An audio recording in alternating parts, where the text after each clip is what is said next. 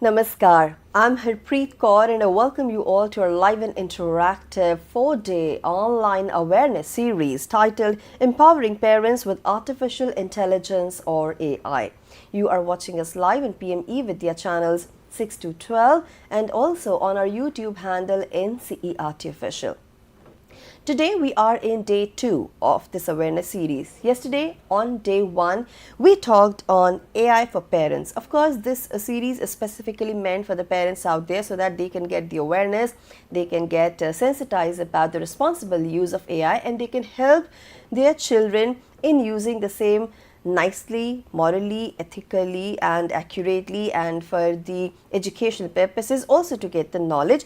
But at the same time it's also very important for parents to guide their children about the negative impact of AI.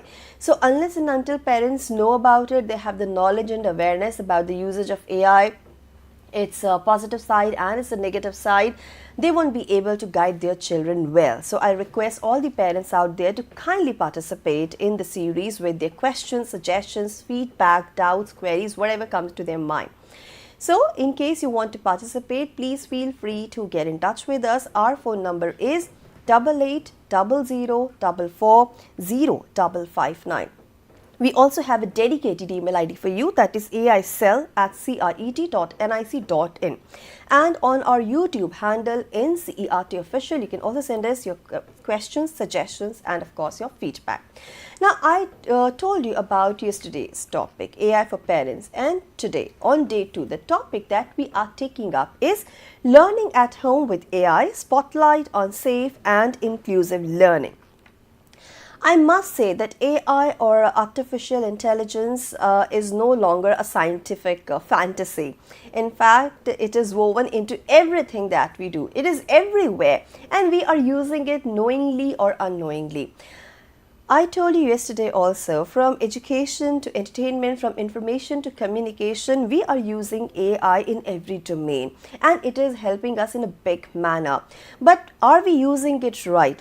Are we ignoring its negative side? So we need to stay aware and updated on the same. So today, to have a discussion on the topic, we are joined by our expert. We have with us, of course, our expert, Mr.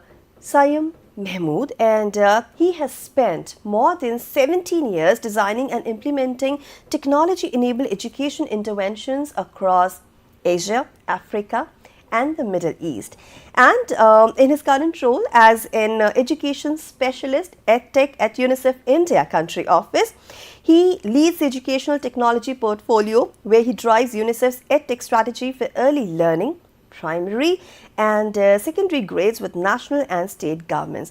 Mr. Sayem, a very warm welcome to our session. Thank you so much. Pleasure to be here.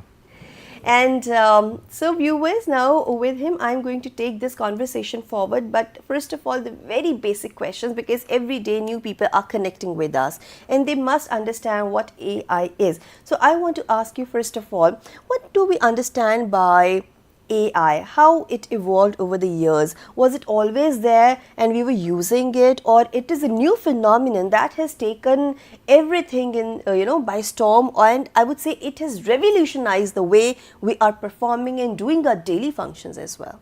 Absolutely. Thank you so much for that fantastic introduction. I think you brought up some key issues about how this new technology is taking us by a storm. Yeah. And are we really ready to use it? But actually, if you think about it, this is not the first time that we are facing such a technological shift. Mm-hmm. Actually, human beings have had a very close relationship with technology for a long time. I think the quest for improving technology and using technology to conduct our affairs has been a very ancient quest of humans.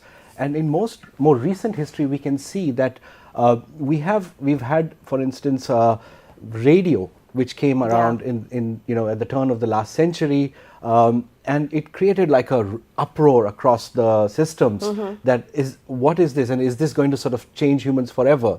And there was anxiety, and there was a lot of excitement around it, but we learned how to sort of manage it and live with it. Yeah. Then from there we can probably trace the development of television, where television again was adding visuals to the voice. And once again creating like this moment in history for human civilization of something remarkable, and what are we going to sort of do with that? Finally, I think most of us would remember the year 2000, when we had the Y2K bug, digital technology, computers coming over, and creating yet again that kind of excitement that our civilization, our society is going to change forever.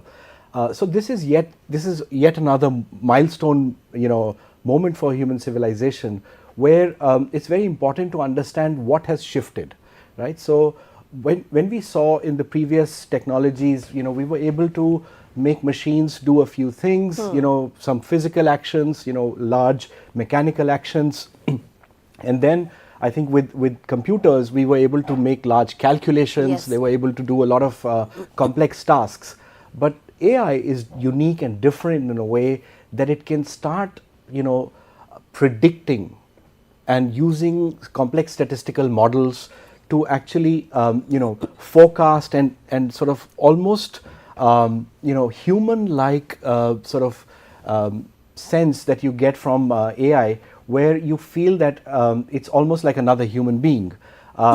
So AI, in that sense, has been AI has been in action for a while, and I just want to talk about the first use of AI was probably traced back to 1950s, where the science of engineering, of making intelligent machines, especially intelligent computer programs, was introduced for the first time. And this was basically the start of human beings, leveraging the power of the computer to also start making decisions, and start to make some forecasts, etc. And a very good example, for instance, is that we've seen aircrafts, that have an autopilot, right? The autopilot actually supports the landing and takeoff and flying. Is basically the early sort of use of the complex AI systems, where we were able to use machines to take decisions and actually conduct some operations. Now what we see, I think in year 2022, 23, is we see a democratization of this kind of technology, with the advent of chatbots and chat GPTs. The way we understand, the most of us will understand what AI is actually using an advanced models of those same technologies which are now available. So you could actually refer to it as machine-based systems that given a set of human-defined objectives can make predictions, recommendations, or decisions that influence real or virtual environments. So this is where we are, and a more robust understanding was in a session yesterday, I think, where there was a more technical understanding. But I'm trying to make it understandable for all of us, because not every parent that we are addressing can go into the nitty-gritties of what is really happening with the complex systems.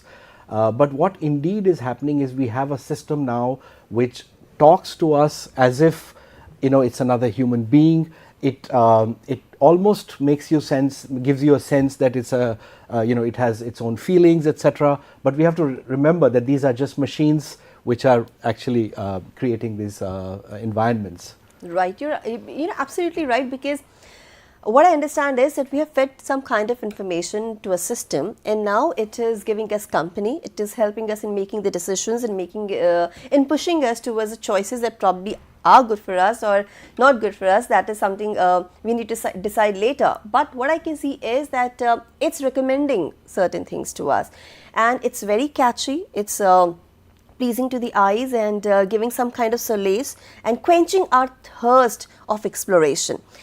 Now, since you mentioned, an aircraft which works on autopilot mode at times, but again, there is something that we prefer to do manually, like landing and takeoff. So I can understand that AI is something that can be relied upon, but again, it's a technology which is invented by human beings, continuously evolving. So we need to take care of certain things. I will come on those paths that we need to be careful about, but there is one term that I hear at times. This is generative AI. Now that I've understood what AI is, now what is this new term generative AI? Yeah, that's actually on all our minds. And generative AI is so fascinating in so many ways. Yeah. And the best way that I personally understand it is that, let's say, an AI system was able to respond to multiple choice questions, right? So AI system can actually, or any computer system can respond to multiple choice questions. It can pick option A, option C, option D. But generative AI takes that entire statistical modeling that I was mentioning about and the prediction analysis using complex formulae to the next level, where it can actually respond to the subjective questions also. You know, from a parent's perspective, I think all of you have seen, you have some questions where there's just options, 4 questions, so we Yes. call them multiple choice questions, but in some questions you have to write a short paragraph. Yeah. Right? So generative AI is that kind of a system which can also even, start writing subjective answers, 2-mark questions, 5-mark questions. Is just a way to understand, but it's not limited to that. It's actually it's a machine which is able to sort of generate new content and new media, whether it's text. In similar ways, it is also able to generate new images. So looking at complex mathematics once again at the back end, it uses models where, based on the existing data and based on some of the information fed, it will start to stitch together an image, which is probably generated from scratch. So it didn't exist anywhere in before, but just a mathematical model puts together and creates an image. It is extended to other forms of media, including video and audio as well. So generative AI, the best way to understand it is, of course, this machine which can start to respond to these subjective questions, but it's also something which can generate new media content. And there are, of course, issues around intellectual property. There are issues around what is the source of the information through which these models are generated, etc. So we'll speak to that more because in detail. It's collecting information from everywhere. Right. And whatever you're trying to say, that it's kind of generating the content for us, you mean to say it is some kind of magic wand that I'm having in my hands, like ChatGPT, whatever prompt I'm giving to it, I'm getting the readily available answers. I'm not required to do any kind of research? Will I get everything that I want? It will be customized for me? Yeah, that's a really good question. It does look magical indeed. We are not used to seeing machines. I mean, so far when we put a query in Google, it would show us some links to different websites where we can get that information. But now with generative AI, you will actually get the responses that are framed already. And it really indeed looks like magic. But I want to highlight and emphasize that there is no magic. AI systems are not magic. AI systems are primarily systems that human beings have designed. So human beings have designed these large language models, which Dr. Rajesh in his talk yesterday also explained quite technically. But just for the layman to understand, you can think of this as the generative AI models are more than just a calculator for a language. Okay. They are basically they are painting the canvas, but all of this is done through models that human beings have designed at the back end, human beings have trained, and human beings are guiding, right? Okay. And a lot of the generation of the multimedia that is happening, we have to remember, is all happening through predictive statistical models. Okay. Right? So statistical models, let's say if you, and the training of these models start by, showing the model, let's say, a picture of a cat, right? And in the first instance, the model is shown maybe 10 pictures of cat in which maybe 2 are not cats, the 2 are dogs, and 8 are cats. So it may or may not be able to identify the difference. Then you retrain the model and you show them maybe 4 dogs and 4 cats.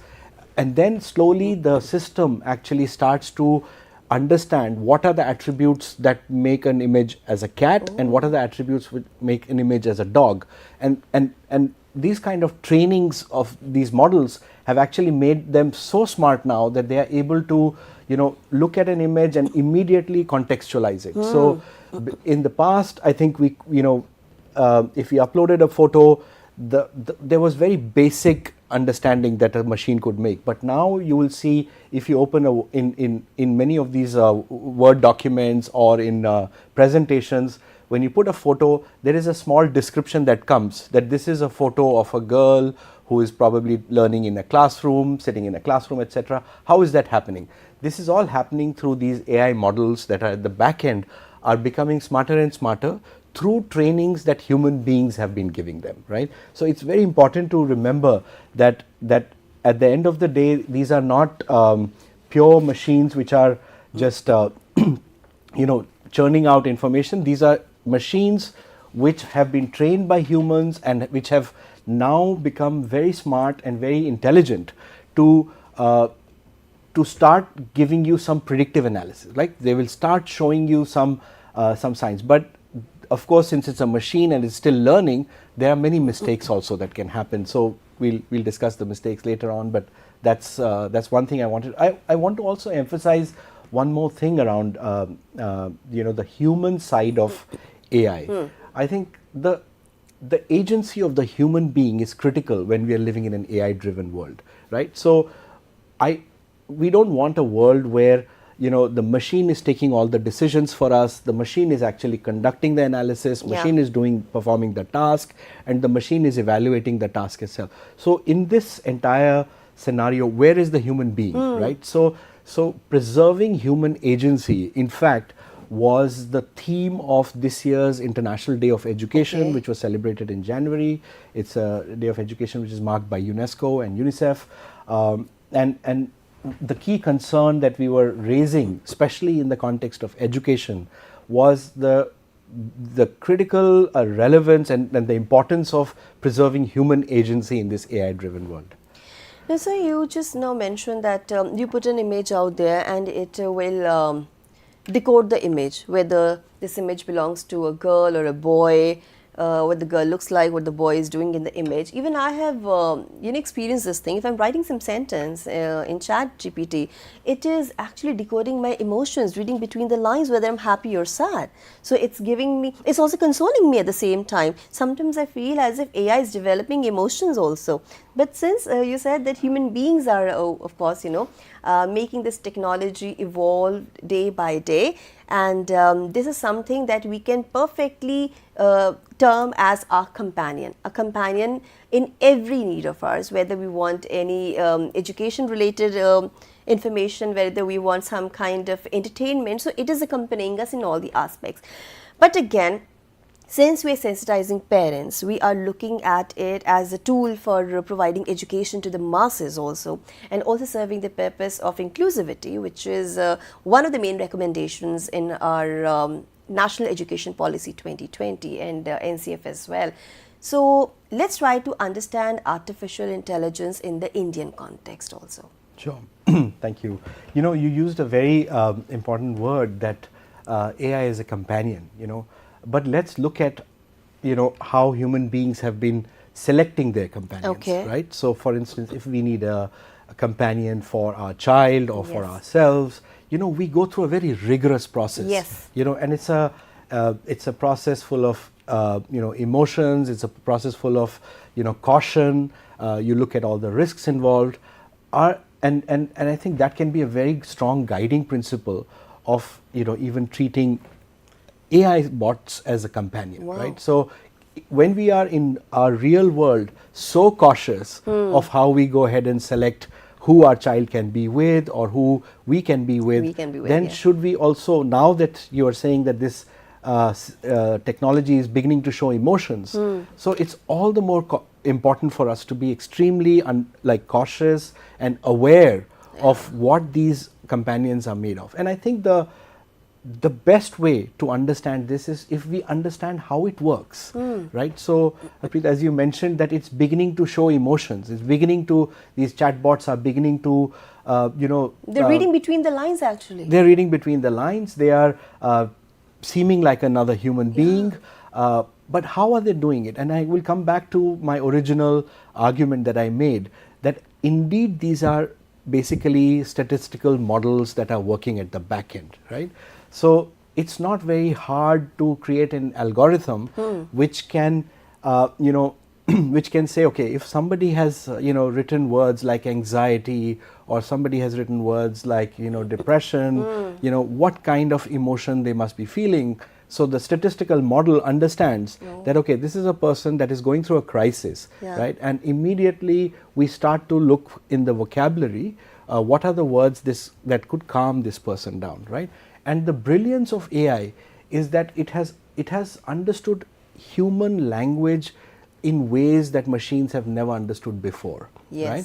So as you know, previously we used to have computer languages, right? C++ or Python, Java. Those are very mechanical languages, right? So computers and machines were talking, we were talking to them through very mathematical, structured, instruction-based languages.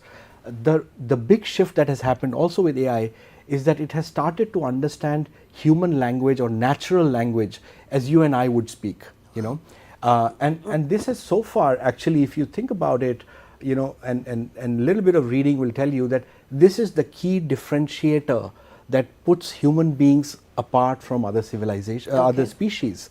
Human beings have the unique ability to communicate with each other through a very complex language system. And it's not just one, we speak thousands of languages across the world.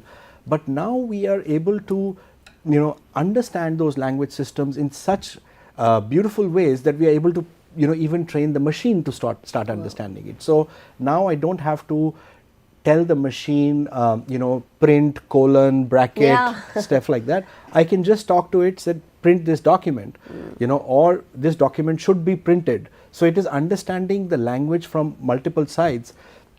We may think it's a small thing, but actually it's caused this huge shift that we see since 2022, since the advent of ChatGPT, that now suddenly it's understanding, it's understanding colloquial language, it is understanding slangs, formal language, but it's extremely important to remember that this understanding is based on the statistical analysis and modeling that is happening at the back end. The AI system is actually just gauging exactly, there are probably weight systems, algorithms at the back end that can probably structure a sentence, categorize it, and then start to respond based on what would be the most appropriate or most preferable response to that. Right. And I think you talked about the Indian context. We know that AI systems are actually, or do we actually? The good question would be, in India, are we going to face a lag? Is there a technology lag that it will take some time for it to come, or is it already here? But technology has been a big leveler. We have the same technology, whenever new rollouts of any software updates, either with Microsoft, Apple, Google, Intel, when they come in New York, the same day they are coming in India. And when they are coming in Delhi, the same day they are reaching Tamil Nadu, the same day they are reaching Jharkhand, the same day they are reaching Ranchi.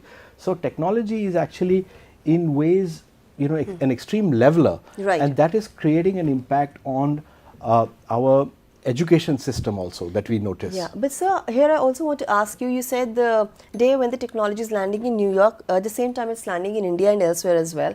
But India is such a diverse country. We have so many different cultures and different languages and dialects. Don't you think it's taking time to even customize the content as per the country and its people? Or it is doing it so speedily that you are using it and just like, as you said, it's not magic, but I'm treating it as some kind of magic wand that it's in my hand like in my phone, and I'm done and dusted with it. Right. So I think that's the that's the power of the statistical modeling. Yeah. I'll talk about contextualization that you mentioned.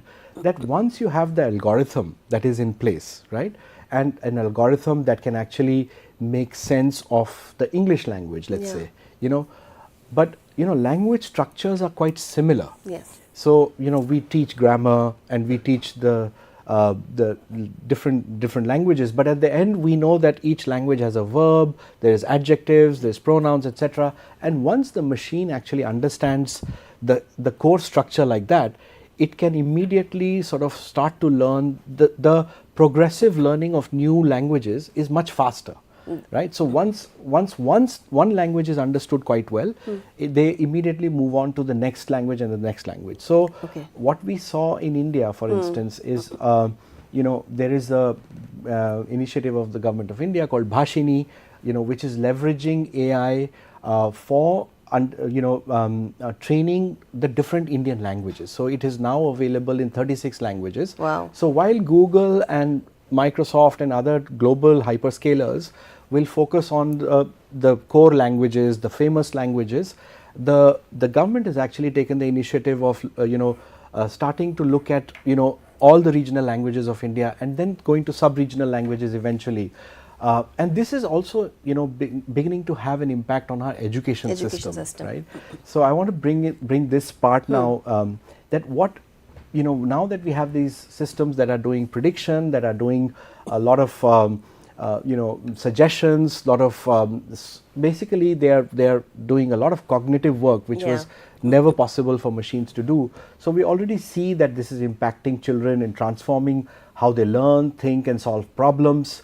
And of course parents, who will be the key navigators, especially for younger children and even for adolescents, to play a very critical role in guiding children to use these AI responsibly and creatively. I mean, that's exactly why we are here today. Yes. We are here so that we can probably share our learnings and our understanding of how AI systems operate, what makes them different, and then hopefully how to make the best of them is what we will try to achieve here. Yeah, and how NEP 2020 and NCF is encouraging the use of AI when it comes to educational content? Right. So this is what you'll find in chapter 23, 24 in the National Education Policy. I think the National Education Policy released in year 2020 was at a time where it was already seeing that new frontier disruptive technologies are beginning to emerge. So NEP has a dedicated sort of section where it is guiding and where it is sort of instructing or sort of recommending the leveraging these disruptive technologies and towards what end. So the NEP actually is really focused on integration of technology integration and digital literacy, and the core idea of looking at these technologies in the education context really is that we have to remember our educational goals on top, right? What are our educational goals? What are the challenges? What are the gaps?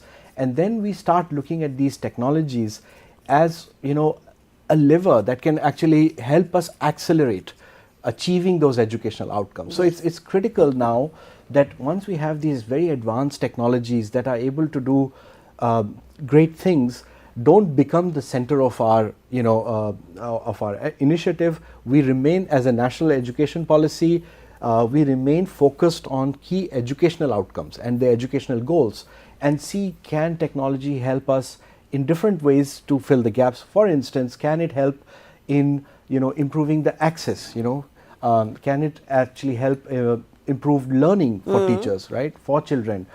Can it help us in managing our education systems better?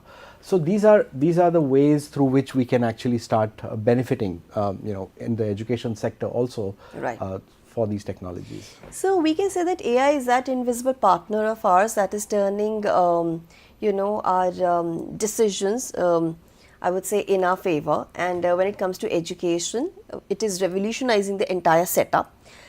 We say that AI has reached the doorstep of masses because we are catering to our parents and the learners that are residing in every nook and corner of the country.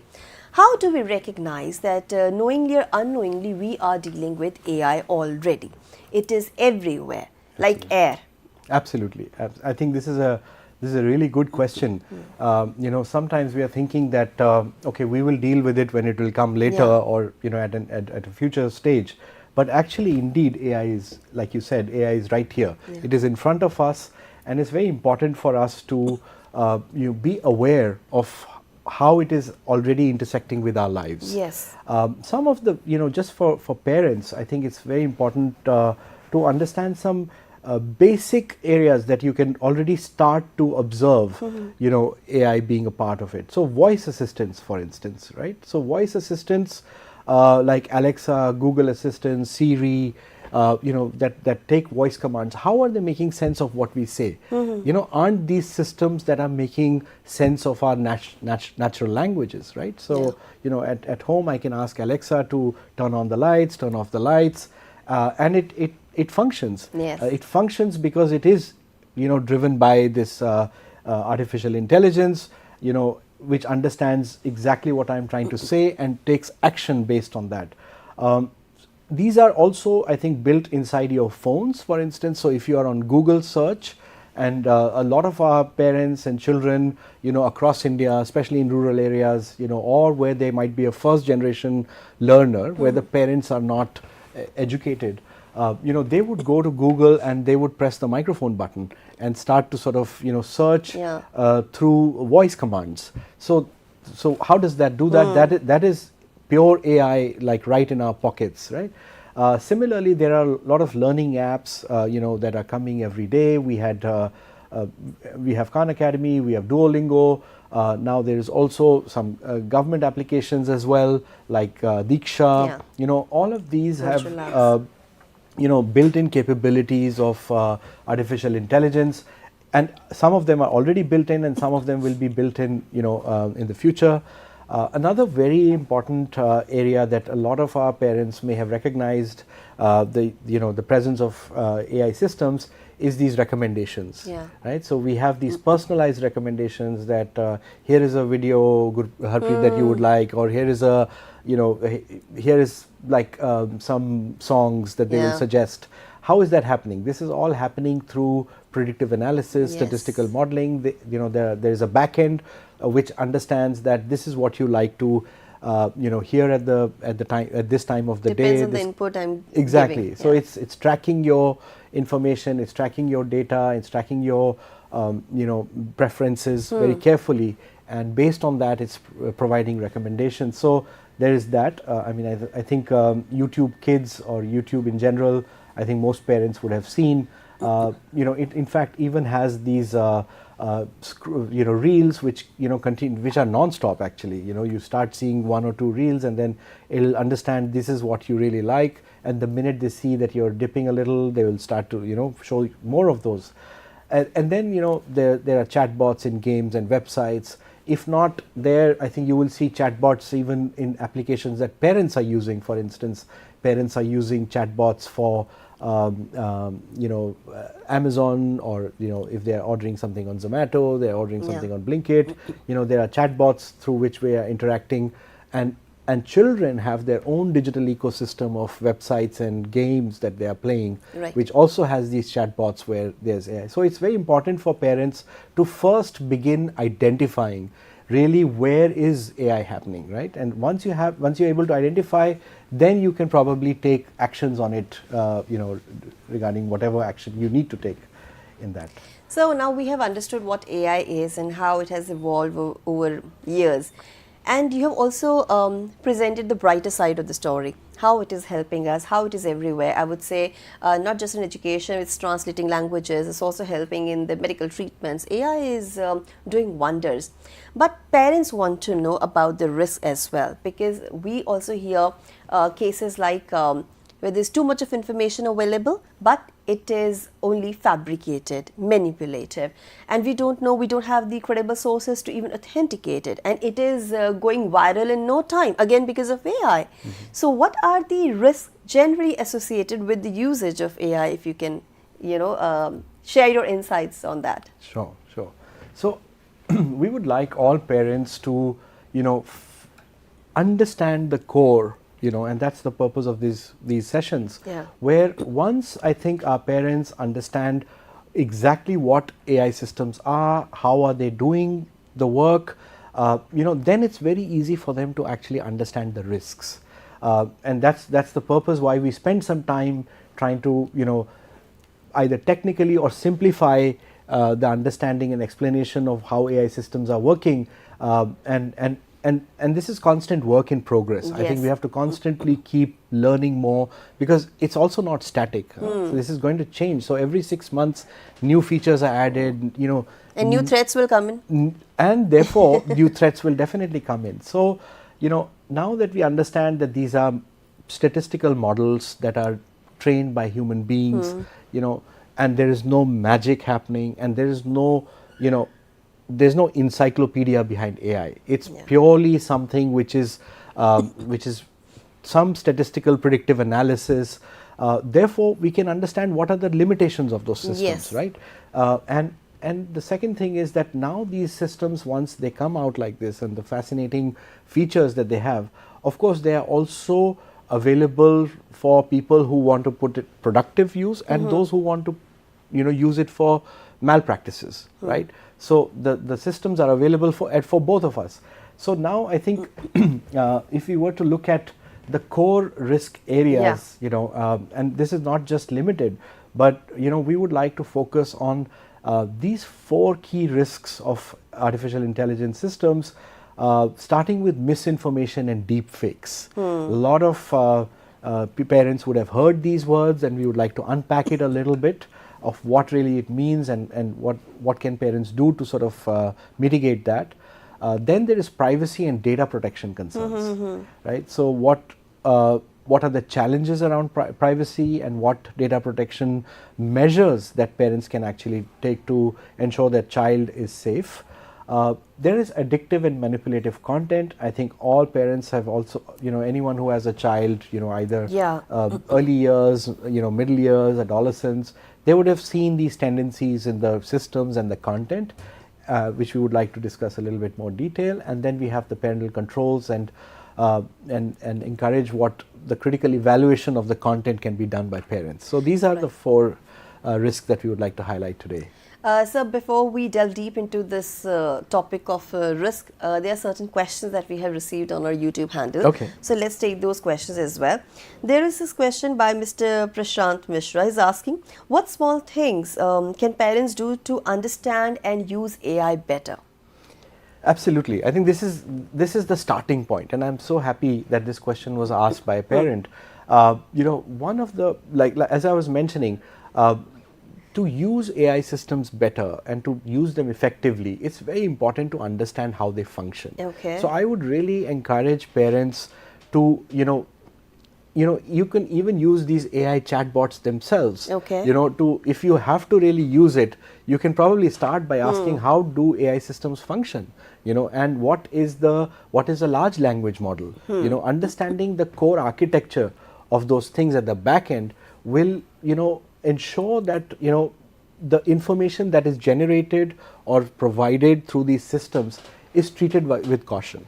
The second thing I think parents can actually start doing is to at least understand one thing, that the information is not coming from an encyclopedia, and I'm simplifying it purely for the parents' use, that this information is basically just a collection of information that is out there, in the internet. So the statistical model is actually just compiling it together to provide one of the options, and the same system can actually even give you an opposite response. Wow. And understanding those tricky things about these AI systems is how we can start to use it safely and effectively also.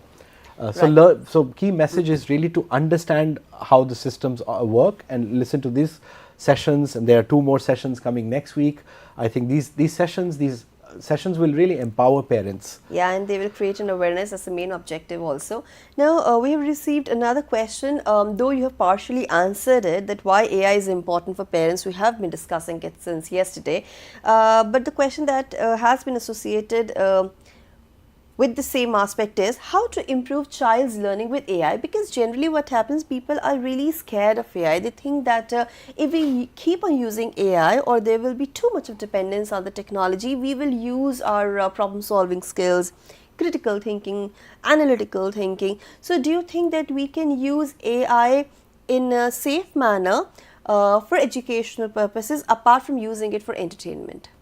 Absolutely. I think this is, like I mentioned, that this is a technology that holds great promise to solve our problems of learning, of access, but it also has huge risks. And this session, we have focused a little bit on the risk, and I'll tell you why. So imagine a scenario, and I've recently heard it from a colleague and I find it fascinating, that imagine if a teacher uses an AI system to create a question paper. All right. So there is a set of questions based on the NCERT textbook. Some questions will come and they will provide those questions to the student. The student will feed those questions into the AI system and will provide responses. The answers have come. Now the teacher will go ahead and put those answers in the system and do the assessment. Now, basically what you see in this is we can go home now, because AI is doing almost everything. Is a vicious cycle. AI is doing everything, Yeah. So it's very important for us to actually be very cautious of a scenario like this. There are studies that are showing massive amounts of cognitive offloading. The minute human beings are under pressure, they look for solutions. Yes. And look for easy way out, right? Yeah. So a minute a child is under pressure to complete an assignment or something, there is a strong temptation to just go and like use an AI chatbot to get a response. But what are the opportunities? I think once we understand that this is a dangerous, let's say, dangerous side to move towards, where we will immediately start losing our cognitive ability, especially for children, who we are actually, in the education system, we are trying to make them, think better, think critically, solve problems. But over reliance on a system like this is doing exact opposite of it, right? So the child is actually just, dumping the cognitive load to an AI system so that they don't have to actually go through that.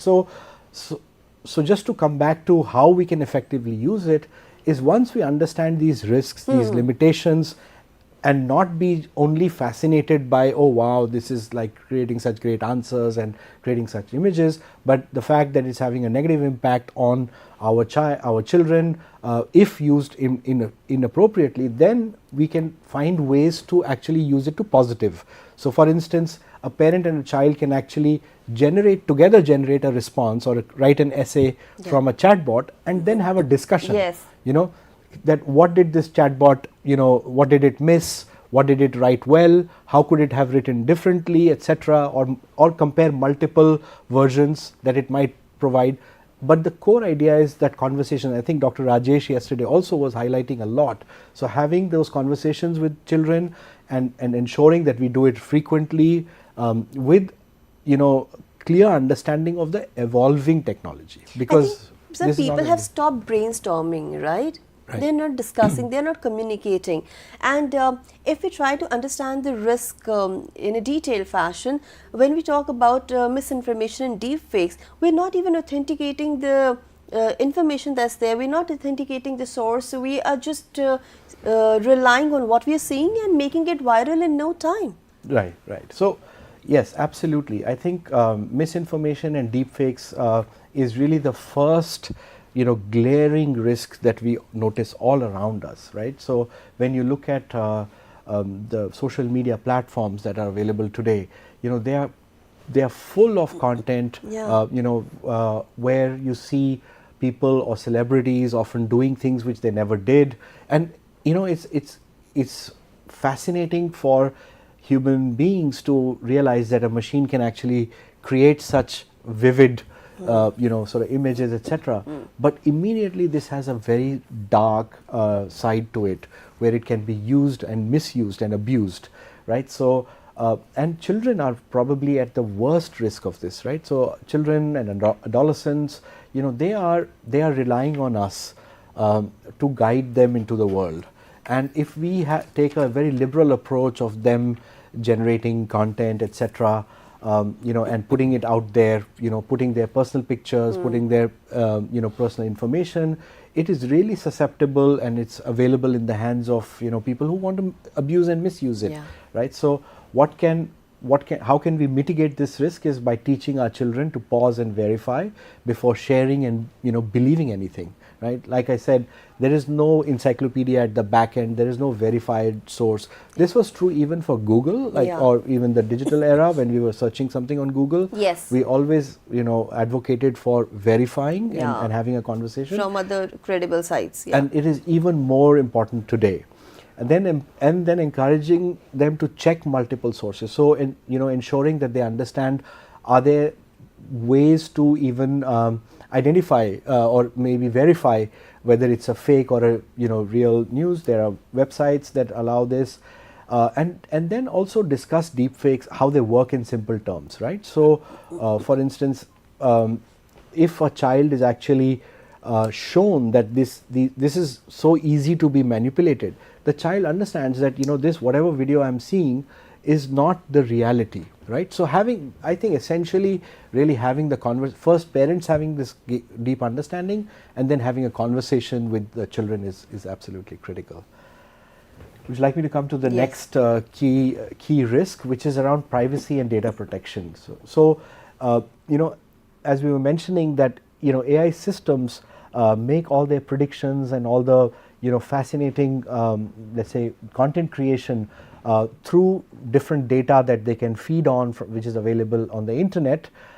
Therefore, I think it's very important for us to be sensitized of what is happening with our children's data, right? Our children's data is sitting in different databases. A lot of data is actually provided or sort of uploaded by the children themselves on these social media platforms.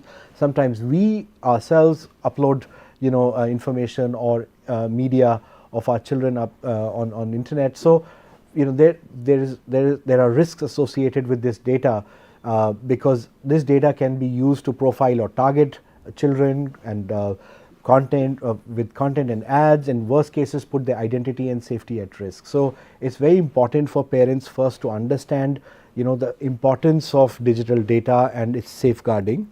Then secondly, I think because children depend on us, it's very important for our parents to understand how to handle children's data, and especially our own children's data, right? And sort of guide them to make sure that they are aware of it and they are not necessarily putting themselves at risk.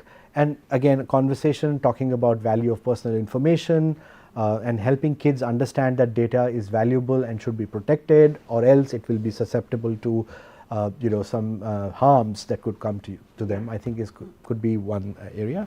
The next risk, I think, and all of us will relate to this immediately, that it's addictive and manipulative content.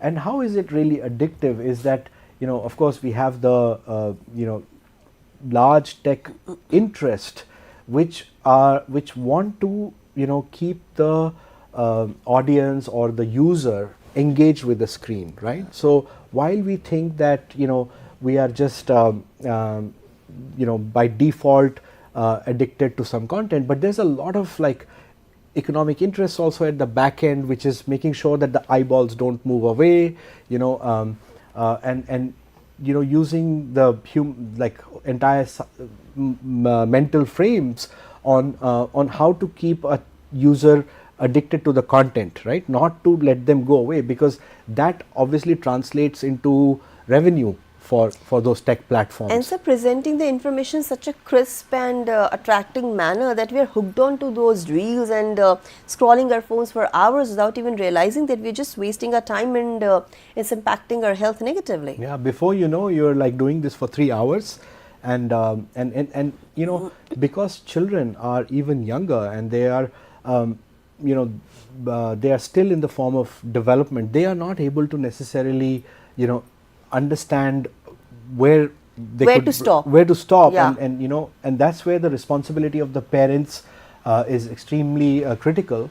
And for that, there are clear guidelines actually. You know, the WHO recommends no use of screen until year 1 and 2.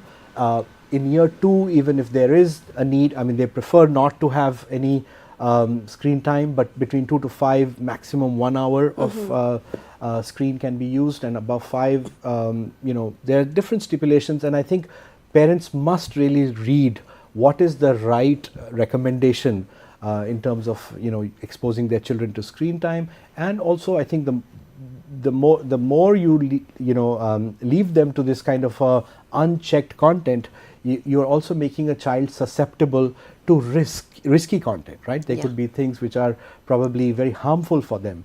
And of course, we also, all of us know the importance of physical movement and play. Yes. So encouraging children to actually go out and, you know, not just be limited, because it's a cycle that keeps going on and on.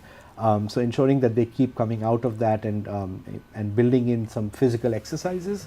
And then parents must know about using parental controls. Right. How can they can be a really beneficial tool in keeping an eye on what their children are consuming actually. Absolutely. So in their everyday life, I think, you know, parents are following some routines. You know, there is a timetable in school and similar kind of a routine that, you know, most homes have at home, where there are some checks and balances. But similarly, I think technology devices also have the same kind of functionality. So it's important for parents to understand, you know, the parental control systems. And just to, you know, to make sure that all parents understand, parental controls are essentially, you know, key features in your own mobile phone or your laptops, where you can already decide which websites or which applications your child can open and which ones they cannot open. So, you know, they work best when they are paired with open conversations. So it's not about just banning it for the child, but also ensuring that the child understands that it's actually in their best interest. Now, sir, we do not have enough time left, but I want to understand one very critical point that's related to inclusivity. We need to know about the right usage of artificial intelligence so that we can have this purpose of inclusion, you know, fulfilled even at our homes. So what are the opportunities when it comes to the usage of AI at home by the parents, or parents encouraging their children to use? Because we see that we have children with diverse learning styles, and sometimes even it's difficult for parents to understand, you know, how to make the concept clear to them. Do you think AI is really helping them in a big way through various AI tools that we are using? Right. So no, I think this is a huge opportunity. Thank you for asking that question. You know, now that we have really sort of elaborated on the key risks, what are the challenges, what are the, you know, safeguarding measures, I think we are in a good place to now start looking at how these systems can actually benefit our child in ways that, you know, we could not leverage technology earlier, right? So of course, we can, you know, encourage creativity, critical thinking and collaboration. And as you rightly said, that, you know, different children have different styles. You know, some children, you know, are attracted to text. Others are more visual learners. There could be also children with some cognitive disabilities, right, which can actually, you know, find some new tools or avenues where technology can help include them.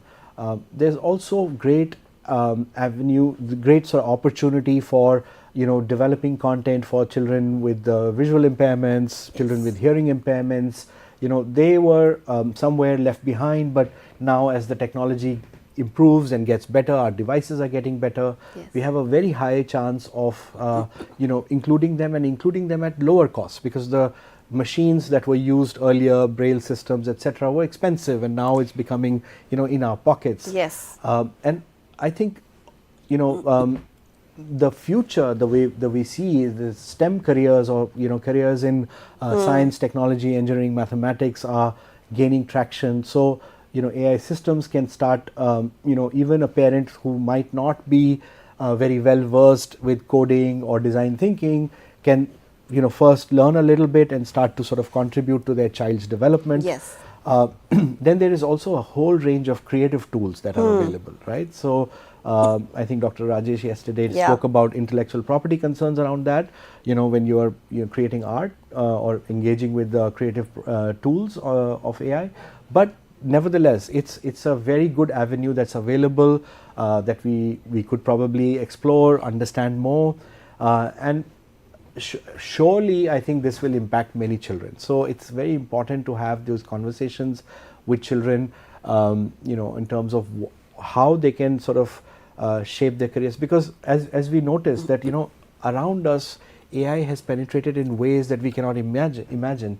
So in the same way, I think it will also penetrate career streams and career choices, right? So you might think that you're taking up a career stream which has nothing to do with AI. Yes. But the world in which we are heading, which is sort of dominated by these AI systems, I think some basic literacy, basic understanding of AI systems will be critical for all children. Absolutely, when I think like that. And AI is really helpful when it comes to identifying the strengths and weaknesses of children. So we have AI powered assistive technologies, we have AI powered educational tools that can really help children in understanding the concepts, and it can also help parents understand their children, the Right. kind of difficulty level they can attempt, the kind of interest they have.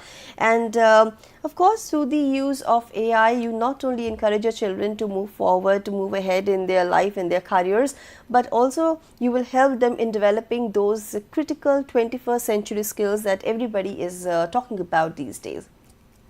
So, because we do not have now any time left, we have to wrap up the session over here. But let me thank all the parents out there who participated in the session today with their questions. Today, on day 2 of our awareness series titled Empowering Parents with Artificial Intelligence AI, we talked about learning at home with AI, spotlight on safe and inclusive learning. We talked about the risk. We talked about the measures that parents can take while also encouraging their children to use AI, what they can learn about AI, and of course we talked about the opportunities, inclusion. So we are moving actually from integration to inclusion with the help of AI, and we have got all this information from our expert today. So let me thank him. Thank you so much, sir, Thank you, for your ma'am. Thank time you. and contribution to the session. It was indeed an eye-opening session, and of course in continuation with what we learned yesterday, we made further additions to our learning, to our understanding of AI. Now here I am wrapping up the session, but next week on Friday, Saturday, you will watch this awareness series again with day 3 and day 4 topics coming your way. So please feel free to get in touch with us through our various platforms. And with this, I'm wrapping up day 2's session. But before I leave, let me give you quick updates regarding the upcoming programs. So here is the program schedule. At 2 p.m. you can watch our session on business studies, where we will be talking about internal trade, followed by our session on accountancy, where the topic is going to be comparative and common size statements. With this, it's a wrap. This is me, Harpreet Kaur, signing off. You stay tuned for more educational content on our various platforms. Thank you. Namaskar.